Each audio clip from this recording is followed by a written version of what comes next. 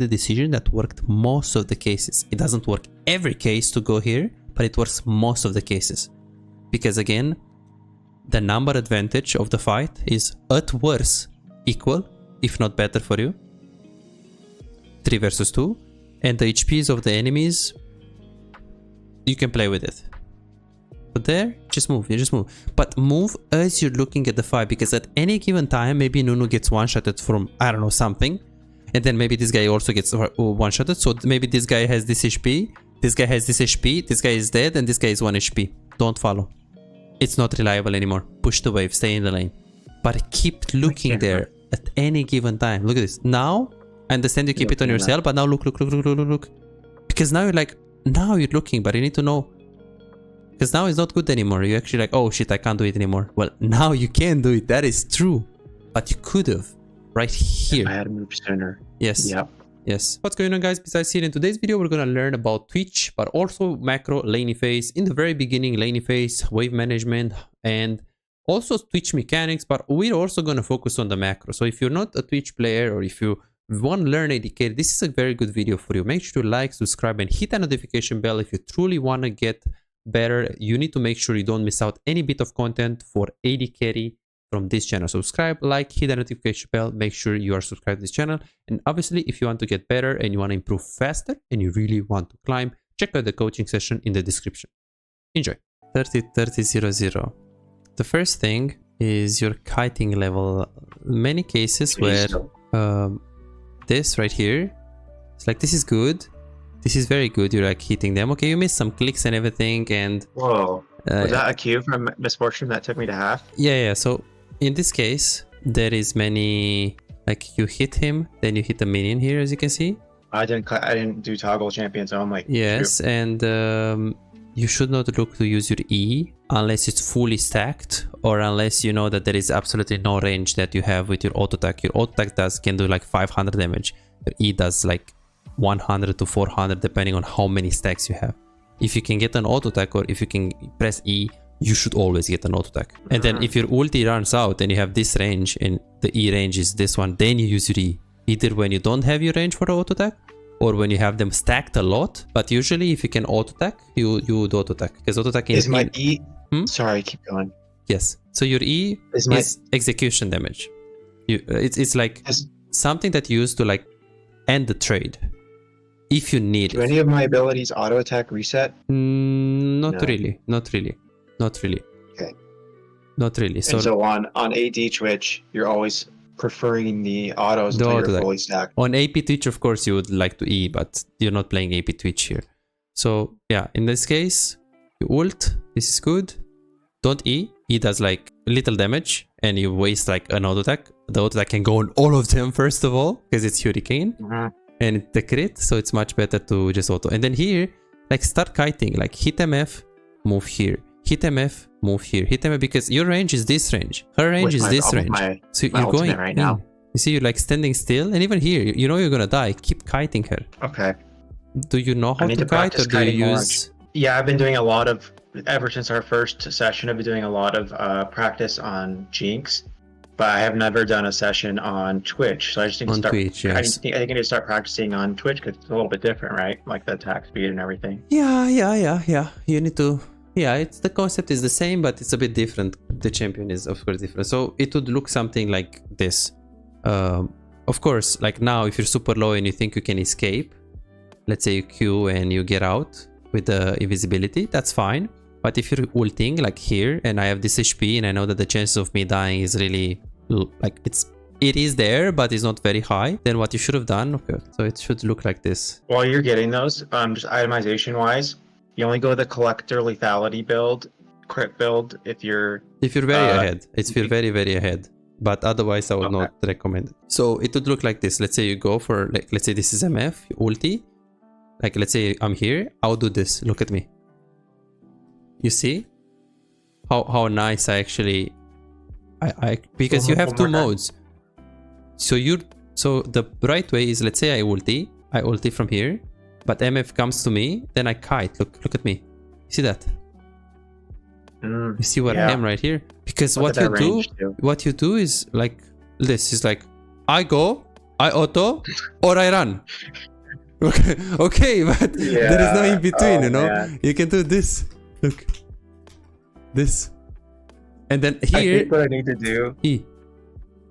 What I need to do as well is because I've been practicing the kiting in the practice tool, but I feel like I'm still just not applying it correctly in matches, and so I probably just need to do like the whole thing where for like 15 to 20 matches I make that my only focus or something, so that it's just like on the mind. The problem is you're playing a lot of champions, so I think you're improving relatively slow. On Jinx I think it should be better, but yeah, if you want to incorporate Twitch, should play a bit more of Twitch. But we're gonna talk about the champion pool. It's not a big deal. This is why I started with this, because it's actually one of the things that shouldn't actually care that much. Just through practice. Okay, so in the early game we did this, and yeah, you tried. ARAM bronze. You tried to E. You went in. You didn't really use your potion as you're fighting. You did barrier. You did flash. No problem. Nothing really big here. Nothing that I would be concerned with. Of course, you lost summoner spells. You could have used a potion as you're fighting, because you saw it was such a, like, right here. You should potion because you see it's such a big fight, and you should flash this hook. That hook, you should flash it. So there is like a lot of things that you can do differently in situations like this. But I think you should play more support to like understand better support, which you're doing, and this is good because you're improving the bot lane. It's just you need like even a few months to get better at understanding these supports and how they work. So you flash the hook there, you pop your potion earlier because you knew it's gonna be a big fight. Because it was a big fight from the beginning, you saw it, that everyone is like committed. Are you having trouble converting your early game advantages into wins? Feel like your damage output is lower than it should be, and you feel like you're putting in the work but you're not seeing really the results? My name is Pizais, with a track record of coaching over 3,659 players with ranks between Iron and Challenger. Here is what I've accomplished with my clients. Right here you can see Silver 1 to Emerald 4 in 1 month time with 1 coaching session. This guy right here got to Grandmaster in NA after when the first coaching session we've done, he was hard stuck in Diamond 2. Alex right here, he was Gold 4 1 year and a half ago, and he got to Grandmaster 800 LPP after the coaching session. Here is his master account after just being a gold player a year and a half ago. This is what the coaching session can do to your gameplay. And here is something that you might find inspiring. I've personally climbed from Iron to Diamond with dealing with 200 ping. Now I'll actually get Master Tier with 200 ping on this account that you're gonna see right now. As you can see right here, this is Emerald 1 with very decent win rate on some of the champions, and I'm playing pretty well in high Emerald to low Diamond. And I actually play Ezreal as well, as you guys can see right here, and I'm not really scared. If I can achieve this against high Emerald players and low Diamonds playing with such a huge handicap, 200 ping Ezreal, imagine what we can accomplish together with you playing under optimal conditions. Are you ready to see the real progress that you can do? Go to pizais.com and book your coaching session now. Let's improve and get better together. And then you go in the lane, you started to push. You don't need to push necessarily in this lane because you know you're gonna lose against Miss Vert and Pyke. They have just so much damage, you have Warwick support. So it's not a lane that you can win. The approach is just to play safe. So you should just match the MF. If she's pushing, try to push it back. But if they try to zone you, try to conceive. Just like this is good approach. Clicking back, behind the minions, play safe. This is good approach. Of course, your clicks are a bit concerning for me because it's like Pyke has 10 seconds on the hook. He's hooking right now. He can't hook. Like he can hook the minions. Yes, he can hook the minions. So staying behind the minions is obviously what you should do. He can hook like this. He can hook like this. He can go here and he can hook like this. So the worst positioning that you can have is here. You should go here. You should pay attention to him. Look at this. If he's going on the left, the safest you can be is here, here, here, here. Because these minions are gonna come here soon. Look at your positioning. Why do you click here when you see him moving here, right? So you're not respecting him properly. I think I have this. Do I have this weird habit of like trying to constantly bait out abilities when there's no need? Like I feel like sometimes I've like flex my camera's on just so you know. I'm trying to bait out abilities when like really we're not planning it all in anytime soon. There's no reason for me to try and bait a hook out right now, right? Yeah, there is no reason. I think I You're just kind playing of do it all Twitch. the time. You're playing Twitch. You don't need to bait anything here. You just need to not die. And anyways, bait out what? Because he's hooking. So now he's channeling it. So if you go behind the minions, he has to throw it somewhere. So he's gonna go on cooldown anyways. So it's not like, oh, I'm baiting it. I'm staying here so I can force him to activate it. No, he activated it already. Like a Varus Q. It's not like a Varus Q where you can just cancel it. Yeah, yeah. Or he could cancel, but he doesn't get the whole. He doesn't get like he's anyways on cooldown. Okay. So here you're playing it like safe, scale, last hit, don't get hooked. If we want to trade, then when we go in, I can go a little bit in. Otherwise, we play it slow. Like this is good. You E, very nice. I like the E as well. Like here is when you couldn't auto attack anymore, because like, oh, but I don't have range for auto attack. Then you E. Nice. But I don't want you to E when you have range to auto attack him, right? I want you to E at max range. After you don't actually is my E stronger pre first back on Twitch? 80 Twitch, is my E still stronger when I'm like, your E is, I haven't got my first back. Yeah, your E is super, like your champion is very, very weak early on. Very weak. But if you can use your E and chunk them a little bit, because there is like, you can't auto attack them and you want to trade anyways, and the only way you can trade is with your E. Let's say you already auto attack them a bit, then of course you want to E. But it's not like I'm gonna use E in the beginning of the trade, auto attack E. So the point is, you value auto attacks more, because anyways, like unless you can kill them with the E or like execute them. So the way you play Twitch is, if you can auto attack, you always auto attack. And then when they get out of your range, your E range is super huge, so you can always E after you don't have range for the auto attack. Okay, that makes sense. So that's how you should really play it. You really need to watch some pro players on Twitch to see how the champion is played, the E's and. I'm hoping they pick him during Worlds. Has he been played yet in Worlds? Yes, but you don't need to see him in words. You just need to see some Twitch replay LOL. That's it.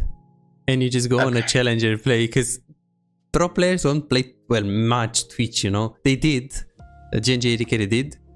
But it's like, look, I go here. What do I look at? Well, how is he gonna use his E? And how is he gonna use his Q? And how is he gonna play the champion? When to push, when to rotate, I can teach you that. When to E and when to not E, I can also teach you that, but you can also watch some videos and, you know, kind of learn it yourself, because it's very easy to learn by yourself. And same approach he has as well. You can see he's playing safe. So, yeah. You can just watch SoloQ. You don't need to watch words games, you know, unnecessarily. Yeah.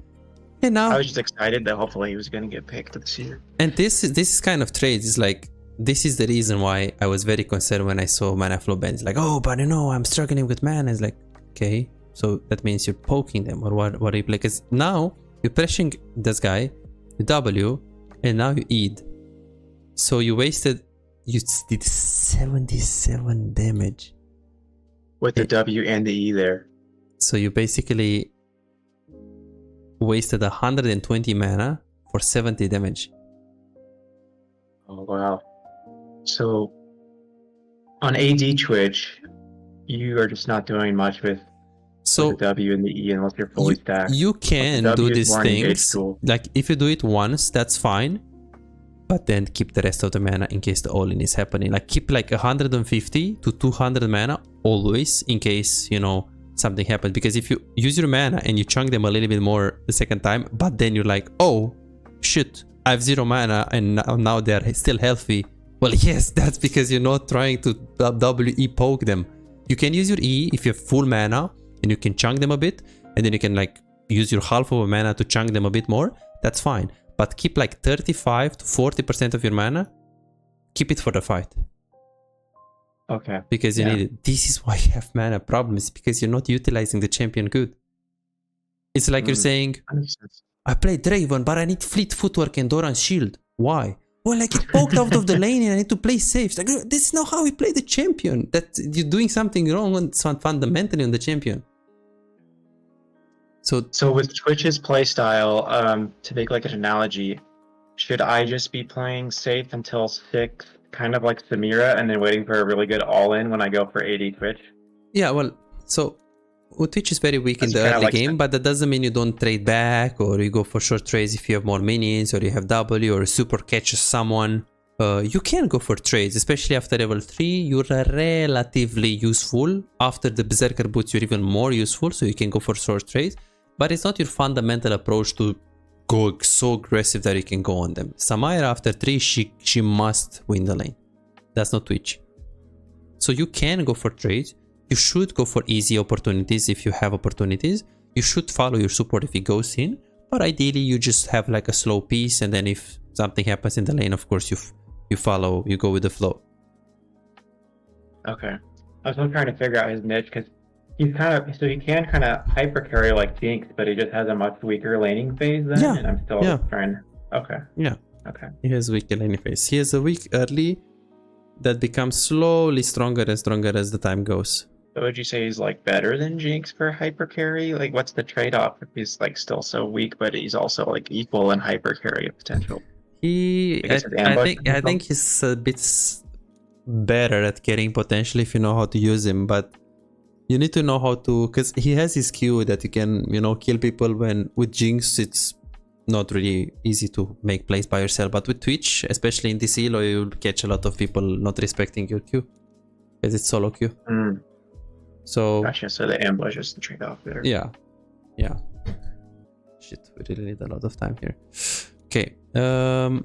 So for this one right here, you put a word because you felt like you were aggressive. It's 3 minutes in the game. Usually you get ganked after 320. That is the earliest gank in the game, 245 plus, but 320 plus, that's gonna be 80% of the cases a gank. 245 is like maybe 10 games out of 100, but you word it and it's good. You didn't really lose many minions because the moment you start to go for a word, the enemy minions are full HP. Ideally you crush the wave first and then you go for a word so you have more time, but the fact that all of the minions are healthy, you go for a word now, the timing is fine. This word is good. And now this wave is actually coming into you. There are 1, 2, 3, 4, 5, 6 minions against 1, 2, 3, 4, 5, 6 minions. But the 6 minions that you have are healthier than the 6 minions. Anyways, the wave is coming into you because the next wave that is coming from their base is going to meet closer to their tower. Reinforcements will come first, right? Yeah. So now you should just play it safe and let it to come into you.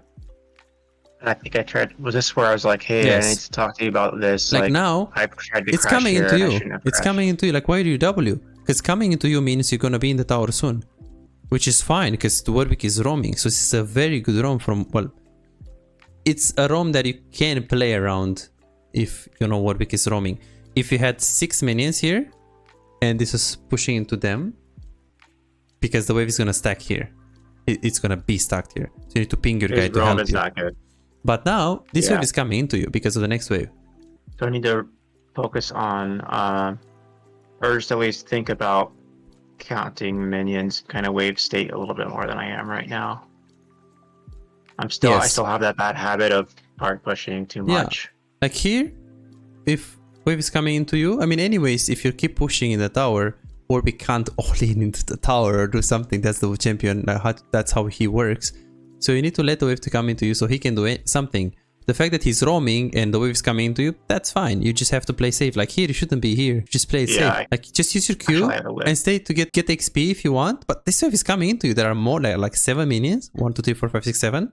Again, 6 is coming into you slowly. So if you want, stay in this brush, catch up some experience when the minions are dead. Like now, I don't see why you're going in. Why you're so close to the minions. Spike is there, you know that. Wave is coming into you and it's not even because the minion is really low and you're greedy to get the minion. It's just... there is nothing to... there is nothing to like... You're just killing minions. So here you shouldn't be here. You're playing 1v2. I would have died here in a normal, in any higher elo probably. I think I somehow lived. No, I still died. And you just... So it's very free. Very, very free. The Berserkers is good. Berserker's first item is good. Yeah, yeah. In this case, it's good. I mean, majority of the case on Twitch, Berserkers is very good. Very okay. Then you push. This is good that you're actually pushing. because you need to crush the wave. I would prefer you to actually ping your Warwick so he knows that we're trying to push here. I would push that, I would ping that push ping ding ding.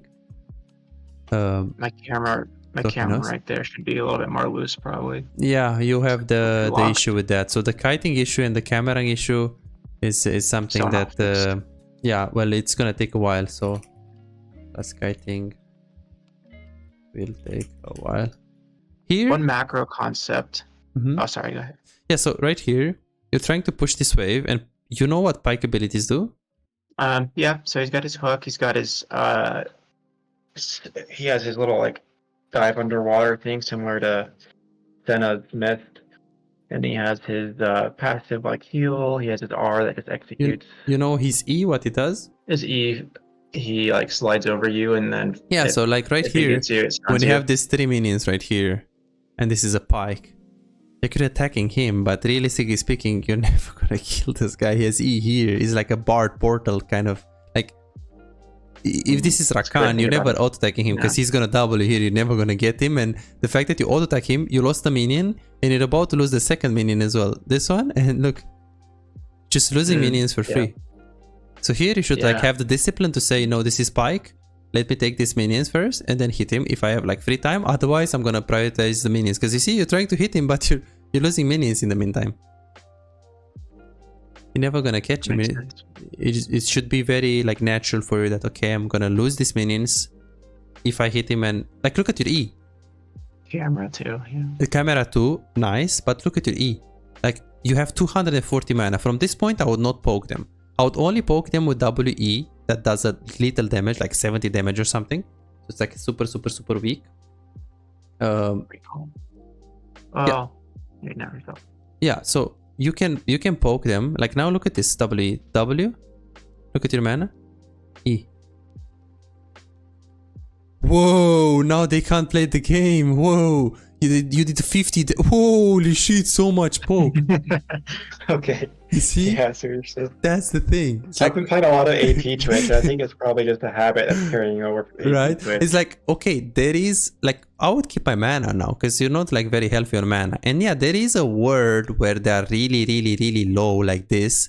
And you actually want to make that trade-off. Sure, it's bad because WE does so little damage. But even 50 damage, if you just, you know, use it, even 50 damage can force them to recall. So if they are very low and you can pressure them, sometimes even if you're low mana using the WE, even though it's for a little bit of damage and it's for a lot of mana, I would do it if they are chunked. But not now, they're full HP. That little HP that you take is...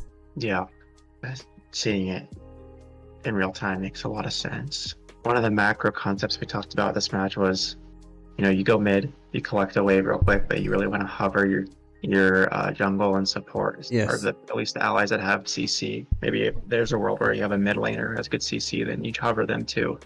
Yes. But and really, you should never. There's no time or place to really split push. Well, if you want to catch the bot wave that is huge into your tower and you want to take it or something, but you want it to be for a wave there, like that wave doesn't pressure anything, you know. And your teammates might need you a Drake. So it's like, oh, but I'm going to make a trip to top lane. Yeah, and get a wave that doesn't even pressure you. Like, if it's a huge wave top and you're mid, okay, go take it, push one more, and then go mid. But if it's just a wave that is meaningless, then I would spend time with my teammate if it's late game. Because you the one that was even less intuitive for me than that one that you talked about was, you know, you said go catch this first wave mid, and then I was like, oh, I should probably by extension catch this push one more wave too, and you said no, actually you should have been there for that fight in the wait for it because we have lots of things. So far, okay, you died, you went back to the lane, you pushed very nice, you used your E here, we talked about that, you warded, and now wave is coming into you, same thing. Do not push, look at your mana. Gosh, yeah, like this would be actually a decent recall, as you said. Like now you have, okay, not low mana, but if you really think about it, they are full HP. You crushed a big wave into the tower, and you do have Berserker Boots in base. And a cannon coming, probably. Oh, actually, do you have Berserkers in base? You don't, actually. It's 500 gold. Okay, so then you should stay. Then it's good that you stay here. If you had 500, then sure, you can recall. Because yes, it was a cannon wave there, so it helps you to recall. But in this case, you stayed because you didn't have the money. So this is good. But now let the waves come into you. Because if you're trying to walk up and attack the wave, Pike can just go on you. If you just stay here and last it, it's not as easy for him to do that. And look at your mana. Oh, but I need mana. Like, this is why you have problems with your mana. Because you just don't know how to play your champion properly. You're using too much your W and your E on them. When there is like no boots. No value. Sense. So here, let the wave to come into you. You're not trying to push. Warwick is anyways, he's hating you that you're trying to push the wave into the tower. Because he can't all in into the tower. So here you back off. It's very funny how you played it here. Like, they have the hook of Pike. And then they have the... huge danger. Like now, they'd have nothing. He could, like, Pike E is like this range. So you're in absolutely safe. So look at your clicks. It's like you can be here, hit him. This Q's on cooldown. Right? His Q's on cooldown. So now where are you going? You could be here. Okay, I wouldn't fight here because I'm gonna get chunked of. They're gonna go on me. But standing here and hitting Pike and then backing off after this guy dies, that's fine. I mean, what are you gonna do? Because you're gonna get dove. He's gonna die and you're gonna be the next one. But if you stay here and you're like, okay, he hits the hook on the guy. Okay, sure. He's E. If I'm standing here, he can't E on me. He's gonna go on him. Let me chunk Pike. So if they try to dive me, I'm not gonna be able to be. At least I can get the kill. Yeah, you know, I think I have a... Because here you're like, oh, he's hinting. No, I mean, yes, he is, but that doesn't mean you can't stay here. You're absolutely safe here. Like, stay here, hit, like hit, and then now back off. You should always maintain yourself like there, a little bit behind of the Warwick. Not here, so you get hooked, but a bit closer to the Warwick, so you can also chunk them. You can trade, because you're too safe, and they have nothing. They had nothing. You were out of trade. They had no hook, nothing, and you're just chilling in the tower, you know? Yeah, that comes back to like where we talked about in our last session, underestimating or sometimes overestimating the enemies by not just because I don't know their kits well enough, or I wasn't thinking about Pike's cooldowns there, for example. And here you could theoretically recall because you have decent gold. You have 1000 gold. And this helps you that it's a cannon wave, so they will, if you're losing or if you want to recall while you are in a behind situation, like in this case, recalling on a cannon is nice because if they try to push, they can't push it in time. If you're trying to crash the wave into the tower, or if you're in a winning situation, you should not care if it's a cannon or not. Like things like how much gold do I have enough gold for the item is more important than if it's a cannon or not. But in this specific case, because you're losing and you want to recall ideally when you're losing on a cannon so you don't lose as much as possible, so you don't lose many things, then you should be doing, like, you should have recalled on that way. But now it's too late and you stay. Let's see. Okay, so Pike is in the brush. Did he hook? Okay, so you're kind of respecting it. Here. I think, again, that's just that weird habit I have of, like, trying to bait out abilities 100% of the time, even when I don't need to. I don't know why that's... I feel like that's just a weird habit. Yeah. I don't know why that's the thing. Because obviously, it's detrimental sometimes because I fail the bait or I get caught out. Yeah. And then here... When there was no need to have any risk. This one right here. Oh, yeah, let's talk about this. I need to open the replay, though. I was like, is there anything I can do to help at this drag? Oh, you know what? I'm gonna guess what you're gonna say. Maybe I could have turned on Misfortune because she used her Q and used everything, and I had ult. Yeah, Miss Fortune is only burst champion. She's gonna burst you to half HP in half a second, and then to finish you up, she's gonna need like 20 seconds. She's the burst champion. That Twitch, if you have ult, you do a lot of damage. You know, so that is also an alternative. But when a fight like that happens, it's like a 3 versus 3 kind of thing. Like Nunu is there, Warwick is there. Like this is a big fight, and you see that the enemy team gets sandwiched. If the chances of you getting a kill is high, fuck the wave, fuck this, go now, just go. Oh, but I'm gonna push the wave, and no, it's now or never, you know. Yes, you can also go on MF, but it's like you get more there because they get sandwiched. They really get sandwiched there. And in a different case, if you know Nunu is mid and he's pinging at Drake and the enemy team started it already, if you have the time, push the wave. Yeah, push the wave first and move after. Or in a different situation when Nunu is 1v3 and you're not gonna get anything there positive, push the wave, recall. That's fine.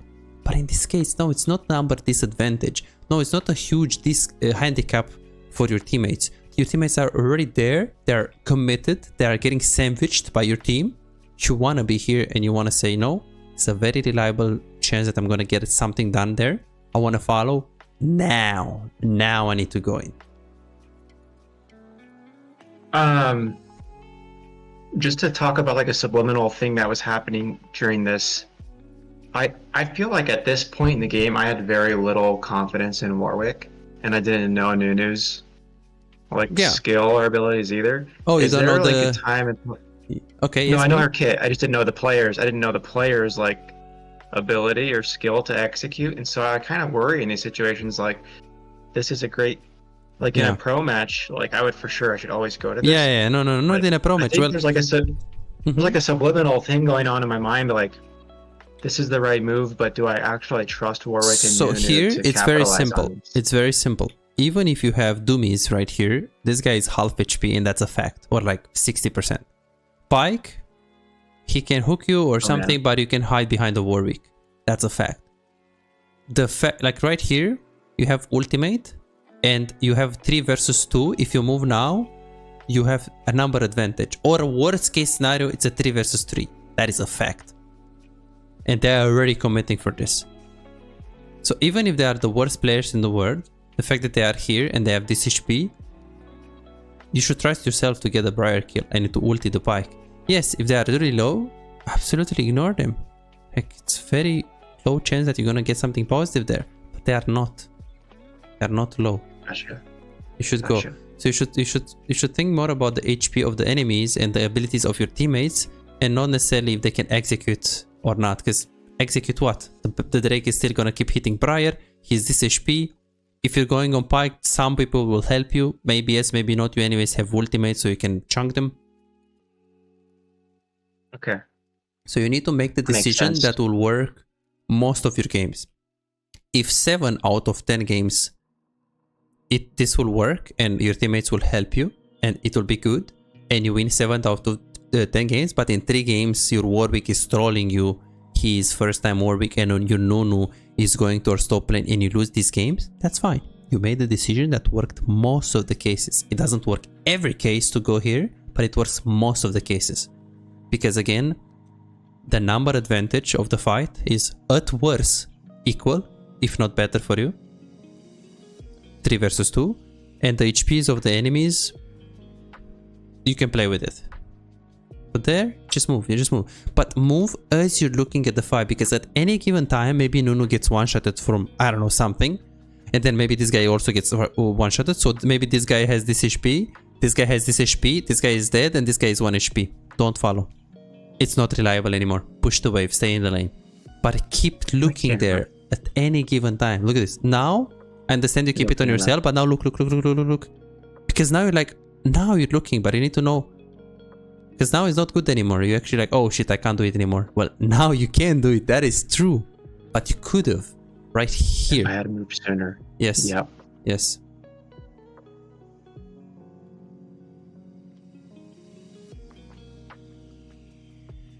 Okay.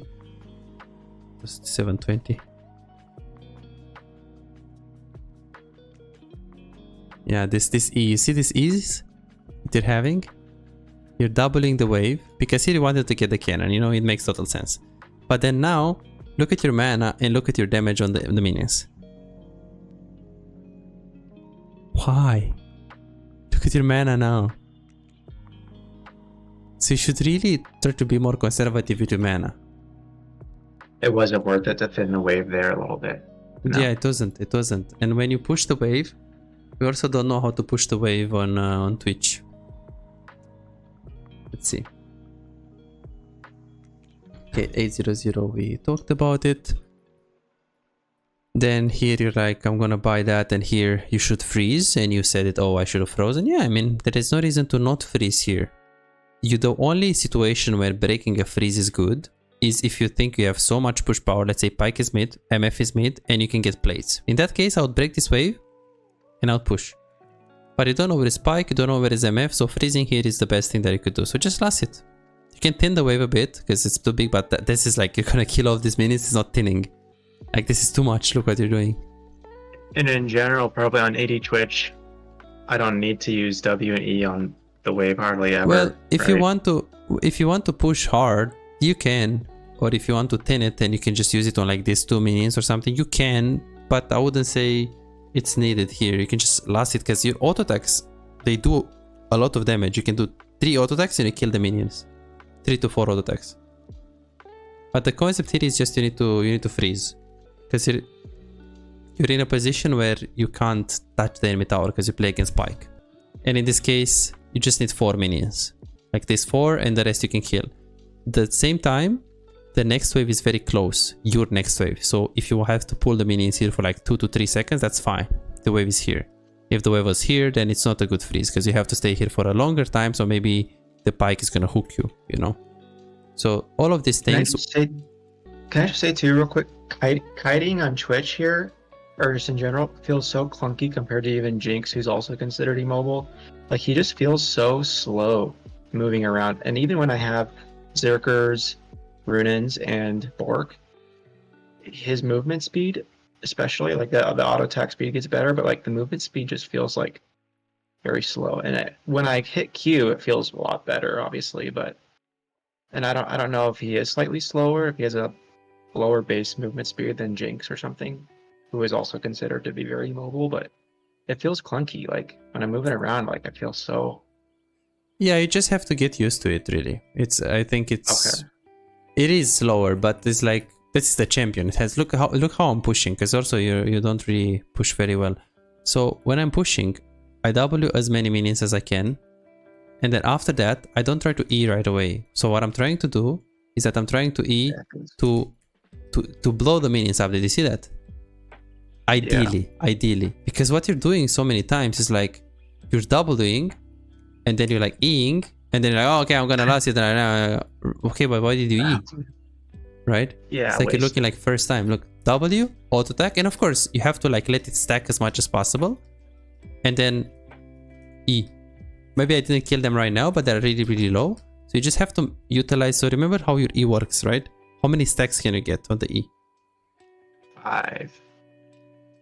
Right, or is it 6 even? I thought it was 5. So do you know how the W works on the minions? So you put a stack to all enemies and leaves behind a toxic cloud. Okay, so the E, usually what I do, I W, and then I also get some extra auto attacks. I don't E right away, right? Like I do something like this, boom. This is ideally how you push on Twitch. You see how clean it was? Yeah. But this is much better than just, because usually what you're doing is like very like this and like this, and then you have to last it physically instead of lasting with your E, you know, which is like the time and mana. Waste time and mana. This is why you need mana, is because you don't know how to use your champion for yet. Okay, is your brightness a lot higher than mine or something? Maybe just monitor settings or something. And here's like Pike is mid lane. He's like, oh, Warwick, go in, Warwick, go. Okay, Pike is mid, and this guy is alone. Just use your Q and walk up to her and W her and ulti her. What is Warwick gonna do after? He's gonna follow. So if I'm Warwick, oh, this MF is pinging me to go in. Should I follow? But if I'm Warwick, oh, this Twitch went in. I go in, man. He's in. Twitch is in. So I don't. If I'm Warwick, I don't follow what you tell me. I follow what you do. Oh. So if you want to ping me, you immediately walk up first. But the way I do it usually in the situation like 1v2, I walk up here with the Q. I ping on my way and I all in her. Because here you're like, oh, but he needs to go first. Why? What holds you back from queuing, doubling, and ulting? You anyways win 1v1. Let's say he's going AFK right now for whatever reason. Maybe go to use the bathroom or something. Yeah, you just win. You just win this. Because Twitch is like a DPS champion. She only has burst. And here you should just ulti right away. Don't just auto attack. Just ulti because you might have flash barrier. So ult, W ult.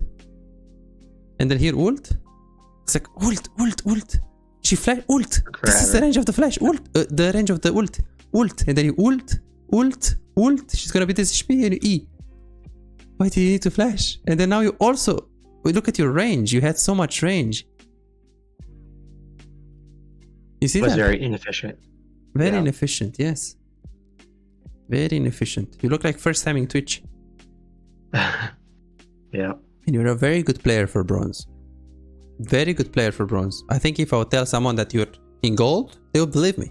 It's like, oh yeah, he does some mistakes, you know. Like, but yeah, there are like even the camera. You're trying to fix it, so I can see there are many things that you could do. You're doing much better. Even here, I was like, did he forget about the MF? No, he's like, oh no, now I need to think about the MF. MS was here. You recall, he didn't go for the plate. I was very impressed of this. This is good, very good. So I don't want you to feel like, oh, you know, I'm so bad, I do all of these mistakes. Yeah, because we're trying to improve, but you're still doing good for your rank.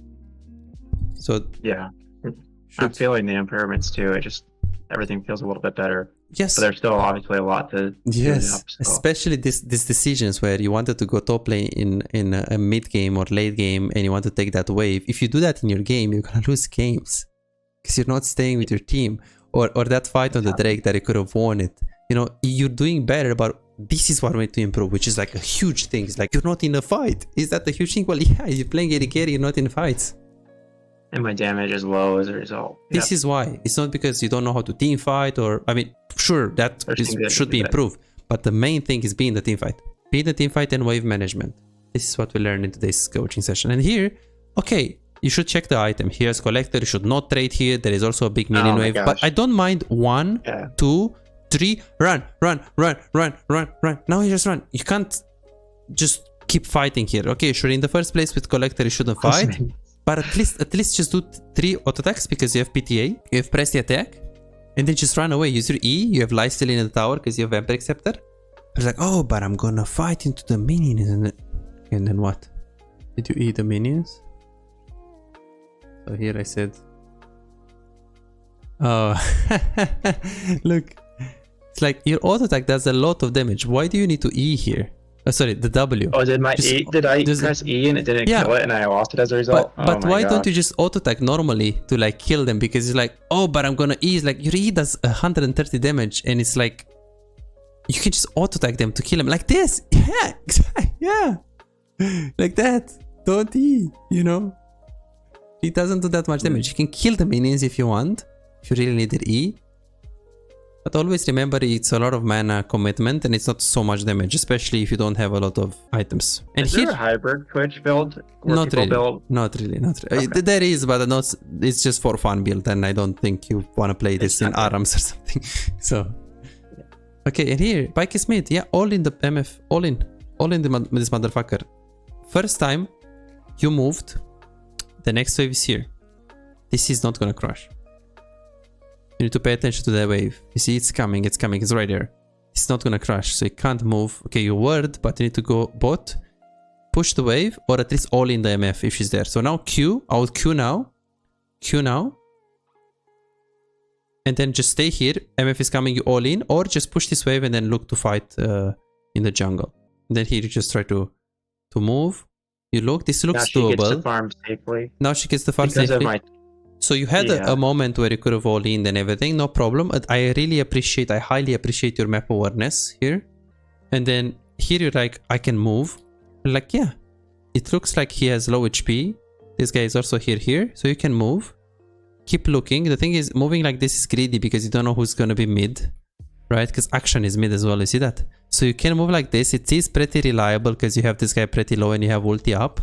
I mean, there is no other play. You're not gonna all in her in the tower and hitting the tower right there. MF is gonna do something about it. So you moving is fine, but don't move like this. Move through the other angle and then don't ward. Just move right away, but don't move this way. Move the other way. And then the moment you see it's over, like right here, you don't know where they are. They might be here. They might be here. They might be there. So now go back to bot because the play is very doable.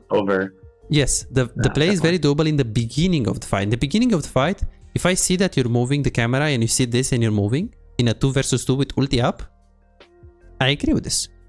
But then if I see you're moving like this when Akshan could be here, and if I see that you keep moving like now, it's over. No vision. Run bot, go bot. No. You're not, okay, but I'm going to see who do I find. No, they will find you. They will find you and they'll kill you right here. Go back to bot to get the farm. Dragon's up in 20 seconds. With Dragon up too, they're obviously coming there, so I could have easily died here. Okay, and then we had ult the wave, wasting the flashes, wasting the flashes, wasting was the that ultimate. Ulting the wave earlier bad? Yeah. I got the turret. No, not that. Like in the tower when I told you. In the tower. Okay, let's see. Decision making is coin flip. Okay, let's see this too. Because I have a lot of plays, but I mean it's like half more hour and I already delayed a bit my session. So I think we should make the plan right now. So 1600 decision making. That ult right there was bad. Oh no, you're talking about the one where I was supposed to ult right away, but I pressed right here. No. Don't forget. Don't worry about that. That's so. These things that we're talking right now is like the ulting the wave stuff and eating the minions. These are like gold mistakes. The fact that you don't know when to follow your team and when to help your team, that's bronze. I don't care about gold mistakes if we have bronze mistakes. That's the thing, right? So this is why I don't want to talk much about, okay, we shouldn't ulti that wave. It's like, yeah, but there are so many mistakes that are bigger than that I don't even want to focus on that yet. So now you push the wave. The fact that you push the wave, this is a cannon wave. You could move after on mid lane, but the time that you have to move will depend on how fast can MF push this wave and how fast can she clear, because she has to clear the wave, push another one and get the tower. So now can't buy anything. You can't buy anything, so you're like, okay, I can go mid, true, but MF, she's taking the wave in 3 seconds now because she was already on the wave for like 5 seconds, and then she's gonna push another one for like 6 to 7 seconds because she has over an item and a half. So you move, okay, this is fine. I like that you're looking there. I would look more, I would look longer. First of all, I would look longer because you're like too fast, so I can see if I can really do something, can really get something reliable. But then I would look at the same time how fast can MF push, because if you're going like this and MF is taking the tower, it is not worth it. Then let alone the fact that you flashed when you could have just literally just walk. He's dead. Warwick is gonna get him. Walk here. You're wasting every flash, and anyways, you shouldn't even move in the first place. Look at MF, she's taking your tower right now. So yeah, pay attention to how much time you have to go mid. Yes, if you had a huge wave in the enemy tower, then you had more time. But as you're moving here, look at 1, how easy can I kill Akshan by myself? And 2, how fast can MF push? And if she can take your tower, usually you want to protect your tower. Very important. Very important. How much is that first? How much is the tower gold for if it's T1 but it's not first tower? I don't want to know. It's over 500, 600 gold. It's 2 kills. It's not good.